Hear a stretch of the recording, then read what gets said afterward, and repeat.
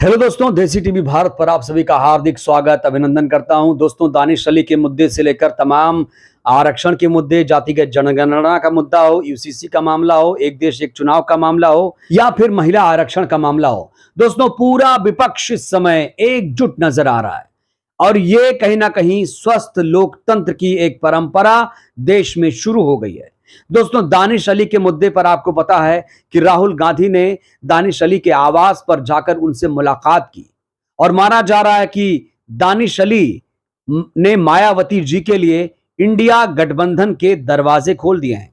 और दोस्तों, दरवाजे नहीं, इससे पहले हमने आपको बताया था कि किस तरीके से प्रियंका गांधी से लेकर सोनिया गांधी तक लगातार बसपा को अपने साथ लाने की कोशिश कर रहे हैं।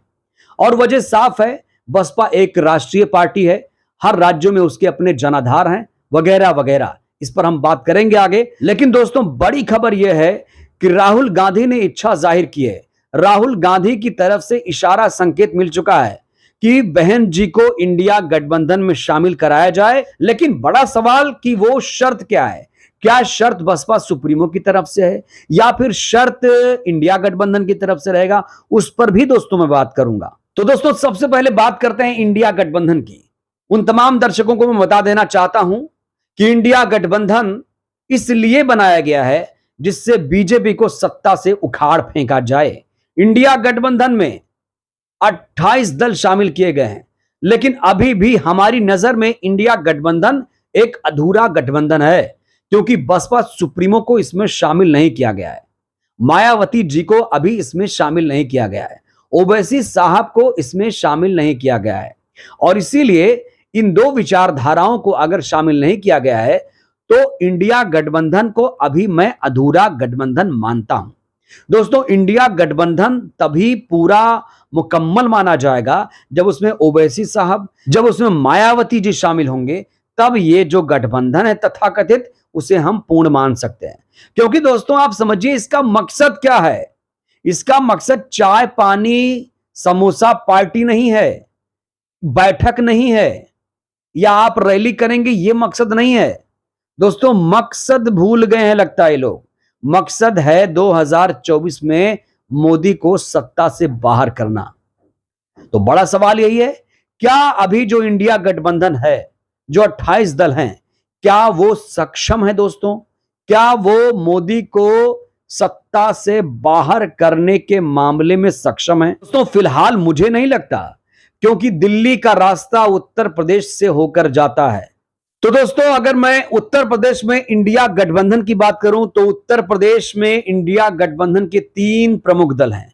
एक तो कांग्रेस पार्टी खुद है, और दूसरी है राष्ट्रीय लोक दल जो जैन चौधरी साहब की पार्टी है, और तीसरी पार्टी है समाजवादी पार्टी जो अखिलेश यादव जी की पार्टी है। ये 3 प्रमुख पार्टियां उत्तर प्रदेश में इंडिया गठबंधन में शामिल हैं। अब उत्तर प्रदेश को आप समझिए। उत्तर प्रदेश में 80 लोकसभा सीटें हैं। 2014-2019 में जब जब बीजेपी की सरकार बनी, या देश में जिसकी भी अभी तक सरकार बनी, उसने उत्तर प्रदेश को ही फतेह किया। उत्तर प्रदेश को जिसने फतेह कर लिया, दिल्ली का रास्ता आसान हो जाता है। यह बात लगता है इंडिया गठबंधन अभी तक समझ नहीं पाया। लेकिन इंडिया गठबंधन का एक दल, कांग्रेस पार्टी खास तौर से, यह समझ चुकी है कि अगर बीएसपी सुप्रीमो को इसमें नहीं लाया गया तो समझिए यह खेल अधूरा माना जाएगा। इंडिया गठबंधन उत्तर प्रदेश में बाजी हार गया तो पूरी की पूरी बाजी हाथ से 2024 में फिसल जाएगी। यह बात दोस्तों नोट करने वाली है। यहां पर सिर्फ गठबंधन बना लेने से बात नहीं बनेगी, क्योंकि आपने जिन दलों को शामिल किया है, जिन तमाम दलों को शामिल किया है, जिन तमाम चेहरों को आपने शामिल किया है, वो अपने राज्य में ही सिमटे हुए हैं।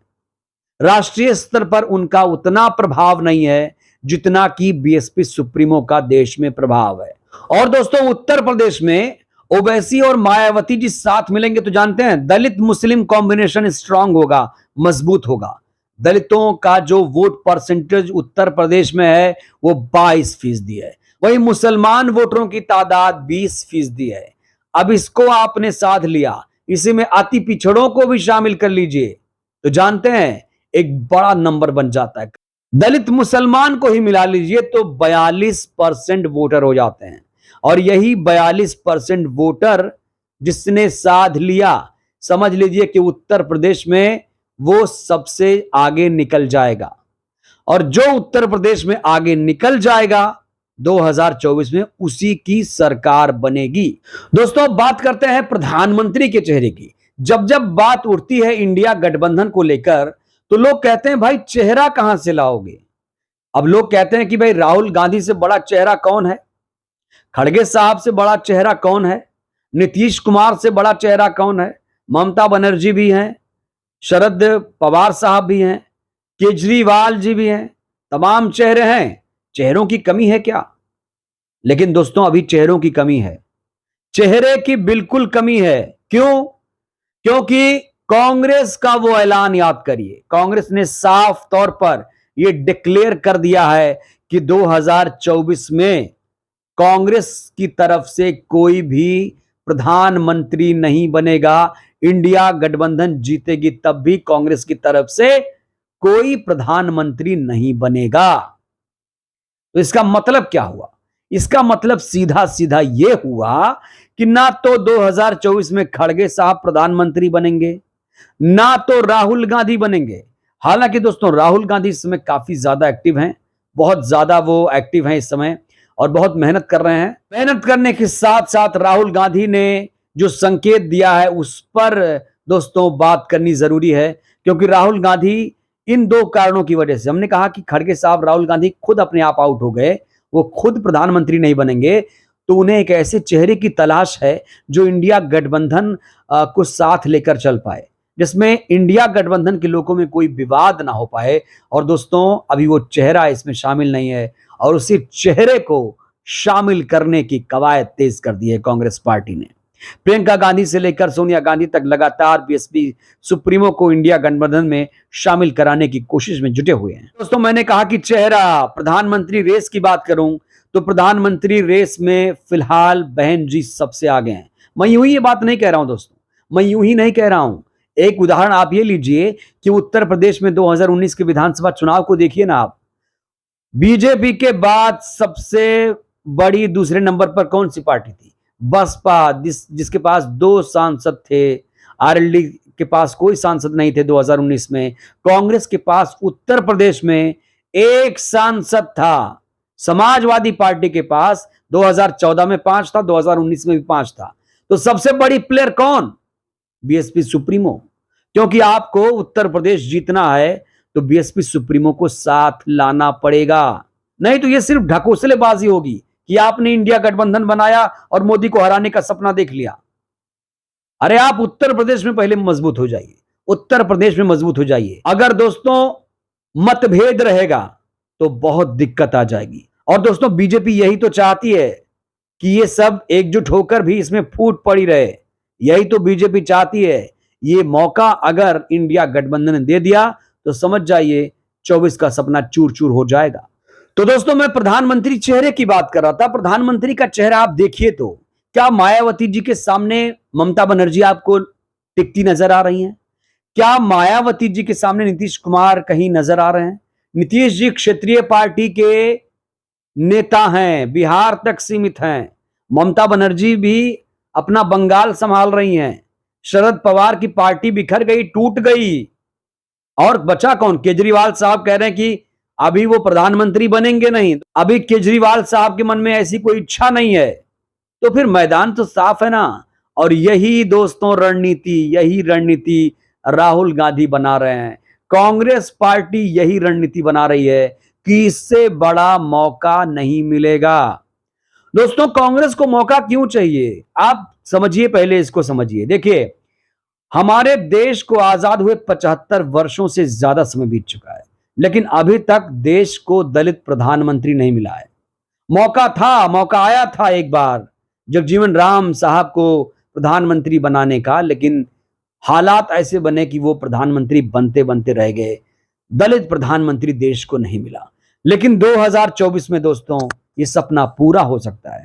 कांग्रेस पार्टी अपनी गलती सुधार सकती है, क्योंकि ना तो कांग्रेस पार्टी ना तो बीजेपी दोनों ही फिलहाल दलित चेहरे, मुस्लिम चेहरे से दोस्तों परहेज कर रही हैं। इनको लगता है कि दलित और मुसलमान कभी इस देश का प्रधानमंत्री बन ही नहीं सकता, और इसीलिए इन दोनों के साथ अत्याचार भी बढ़ रहा है। इन दोनों के साथ आप देख रहे हैं किस तरीके से सदन में व्यवहार किया जा रहा है, गाली गलौज की जाती है, मुसलमानों के खिलाफ कैसे नफरत जहर फैलाया जा रहा है, ये भी जग जाहिर है। तो कांग्रेस पार्टी कहीं ना कहीं जो अपनी पुरानी गलतियां हैं उसे सुधारना चाहती है, और उसकी गलती तभी सुधरेगी जब वो तमाम शर्तों को, बीएसपी सुप्रीमो की तमाम शर्तों को मान लेगी। शर्त देखे दोस्तों, शर्त तो खुलकर सामने नहीं आया है कि बीएसपी सुप्रीमो ने कोई ऐसी बात कही है, लेकिन अंदर खाने से चर्चा है। तमाम नेताओं से जब मुलाकात करो तो वो बात करते हैं कि बीएसपी सुप्रीमो अपने शर्त पर इंडिया गठबंधन में शामिल होंगी, और शर्त मुझे लगता है कि यही है कि आप बहन जी को प्रधानमंत्री का चेहरा प्रोजेक्ट करिए। और दोस्तों मुझे लगता नहीं है कि कोई इस चेहरे को लेकर विरोध करेगा इंडिया गठबंधन में, और विरोध करेगा तो एक्सपोज हो जाएगा अपने आप। तो दोस्तों क्या इंडिया गठबंधन में बीएसपी सुप्रीमो इसी शर्त पर शामिल होंगी? क्योंकि बीएसपी सुप्रीमो ने यह ऐलान कर दिया है कि वो अकेले ही चुनाव लड़ेंगी, वो किसी के साथ नहीं जाएंगी, और फोकस कर रही है फिलहाल 4 राज्यों के विधानसभा चुनावों पर। वो नहीं चाहती हैं कि पार्टी के कार्यकर्ता नेता डिस्ट्रैक्ट हों, कहीं इधर उधर ध्यान भटकाएं, क्योंकि अभी वो लोकसभा नहीं, अभी वो विधानसभा चुनावों पर बहुत ज्यादा फोकस कर रही हैं। और जिस तरीके से कांग्रेस पार्टी के लोग लगातार उन्हें अपने पाले में लाने की कोशिश कर रहे हैं, अगर शर्तें मान ली गई ठीक ठाक तरीके से, अगर सीट शेयरिंग पर बात हो गई, तो मुझे नहीं लगता कि बीएसपी सुप्रीमो इंडिया गठबंधन का हिस्सा नहीं होंगी। वो हो सकती हैं। अब वो क्या फैसला लेंगी, वो देश की बड़ी नेता हैं, वो खुद अपने बारे में, अपनी पार्टी के बारे में बेहतर समझती हैं। दोस्तों इस मामले पर वो खुद क्या सोचती हैं, क्या फैसला लेंगी, देखना होगा क्या करती हैं आगे वो। बहरहाल इस वीडियो में फिलहाल के लिए बस इतना ही। अब मेरा आपसे एक सवाल है, क्या लगता है आपको, क्या जिस तरीके से कांग्रेस पार्टी डोरे डाल रही है, क्योंकि उत्तर प्रदेश में वो कमजोर है, जिस तरीके से वो बीएसपी को अपने साथ लाने की कोशिश कर रही है, क्या कांग्रेस पार्टी कामयाब हो पाएगी? दोस्तों क्या लगता है कि वाकई अभी इंडिया गठबंधन मुकम्मल नहीं, अधूरा है? इन तमाम सवालों पर आप क्या सोचते हैं? अपनी राय दीजिएगा जरूर। वीडियो को लाइक करिए, चैनल को सब्सक्राइब करिए, सहयोग करिए, वीडियो को जन जन तक पहुंचाइए, जिससे बहुजन समाज जागरूक हो। जय भारत, जय संविधान।